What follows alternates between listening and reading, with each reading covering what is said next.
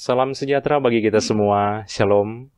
Saudara-saudara, marilah kita meluangkan waktu untuk mengikuti pelayanan ibadah lewat channel YouTube ini. Di awal ibadah ini, marilah kita mendengarkan pujian yang berjudul Bersama Yesus. Bersama Yesus lakukan perkara besar, bersama Yesus tidak ada yang sukar, bersama Yesus ada jalan keluar untuk masalahmu, untuk masalahku, untuk masalah kita semua. Yesus anak domba Allah, juru selamat umat manusia. Yesus tabib yang ajaib, Dia menyembuhkan, Dia menguduskan, Dia membenarkan, Dia Raja segala raja, Dia Tuhan segala Tuhan.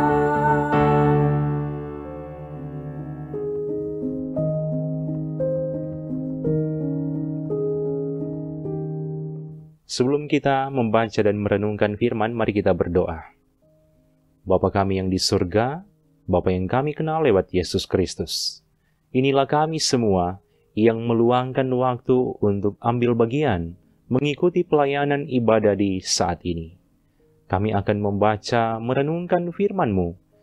Kiranya kuasa Roh Kudus-Mu yang akan tuntun, supaya kami boleh memahami dengan baik firman Tuhan ini, semakin memperbaharui kehidupan kami semua. Dalam nama Yesus Kristus, kami berdoa. Amin. Firman Tuhan di hari ini dalam Markus 2 ayat 10 dan 11 berkata begini. Tetapi supaya kamu tahu bahwa di dunia ini anak manusia berkuasa mengampuni dosa, berkatalah ia kepada orang lumpuh itu, kepadamu kukatakan, bangunlah, angkatlah tempat tidurmu, dan pulanglah ke rumahmu. Saudara-saudara, tema di saat ini yaitu Yesus berkuasa menyembuhkan. Saudara yang dikasihi Tuhan, ada kalimat bijak yang berkata, salah satu senjata ampuh untuk membuat orang bertobat adalah lewat sakit yang dialami. Terkadang, lewat sakit membuat orang mengalami pertobatan dan mendekatkan diri hidup dekat dengan Yesus. Saudara yang dikasihi Tuhan, berbicara soal sakit, ada beberapa macam penyebab orang mengalami sakit. Ada yang sakit karena kelalaian diri sendiri, ada yang sakit karena kelalaian orang lain, ada yang sakit karena bencana alam, ada yang mengalami sakit karena perbuatan dosa yang dia lakukan. Khusus dalam perikop di hari ini, secara khusus di ayat ini, kita boleh belajar soal jenis sakit yang dialami berkaitan dengan dosa-dosa yang dilakukan oleh manusia. Dalam konteks firman di hari ini, kita juga boleh belajar bersama bahwa ada korelasi antara iman, pertobatan, dan kesembuhan. Kesembuhan tidak akan dialami tanpa pertobatan dan iman.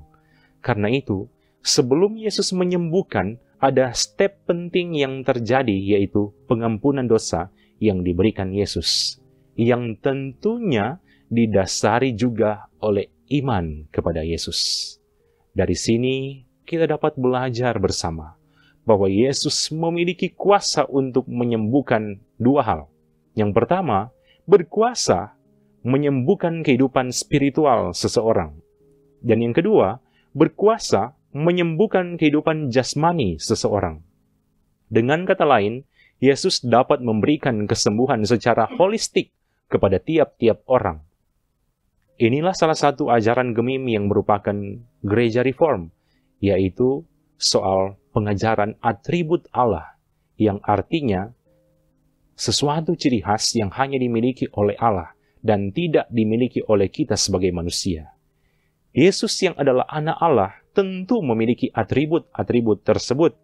Dan dua atribut yang dapat kita renungkan dari tema renungan hari ini, yaitu Yesus berkuasa mengampuni dosa, dan Yesus berkuasa menyembuhkan. Berbicara soal jasmani. Saudara yang dikasihi Tuhan, soal tantangan pergumulan sakit,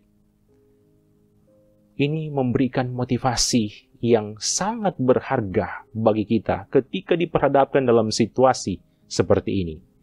Keyakinan bahwa Yesus adalah Anak Allah yang Maha Kuasa, termasuk berkuasa menyembuhkan, harus menjadi prinsip penting bagi kita dalam menghadapi pergumulan sakit. Ada banyak kisah mujizat dalam kitab Injil Sinoptik, termasuk Injil Markus yang menjelaskan soal Yesus mampu melakukan mujizat, menyembuhkan orang. Tujuannya yaitu supaya semakin banyak orang yang percaya bahwa Yesus adalah Anak Allah. Dan juga menjadi kekuatan bagi orang-orang yang sementara ada dalam pergumulan sakit. Saat kita ada dalam pergumulan sakit, mintalah kesembuhan kepada Dia. Soal bagaimana jalan, proses, dan cara-cara terjadinya kesembuhan, pasti akan Dia sediakan sesuai waktu dan sesuai kehendaknya. Di akhir renungan ini ada kalimat yang berkata, ada jutaan dokter hebat di dunia ini, tapi hanya ada satu dokter agung yang Maha Kuasa dan Maha Kasih. Dokter di atas segala dokter, yaitu Yesus Kristus. Amin. Mari kita berdoa.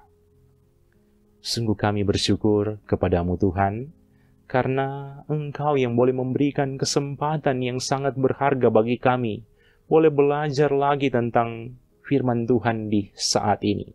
Biarlah bagian firman yang sudah kami renungkan bersama-sama semakin memotivasi kami bahwa Engkau Tuhan Yesus memiliki kuasa untuk mengampuni dosa kami, tapi juga memiliki kuasa untuk menyembuhkan setiap orang yang dalam pergumulan sakit. Biarlah firman ini semakin memperbaharui kehidupan kami semua. Diberkatilah semua anggota jemaat yang ambil bagian dalam pelayanan ibadah di hari ini. Diberkatilah mereka bersama keluarga masing-masing. Di dalam nama Yesus Kristus kami berdoa. Amin. Terima kasih saudara-saudara yang sudah ambil bagian mengikuti pelayanan ibadah ini. Semoga Tuhan memberkati kita semua bersama keluarga kita masing-masing. Shalom.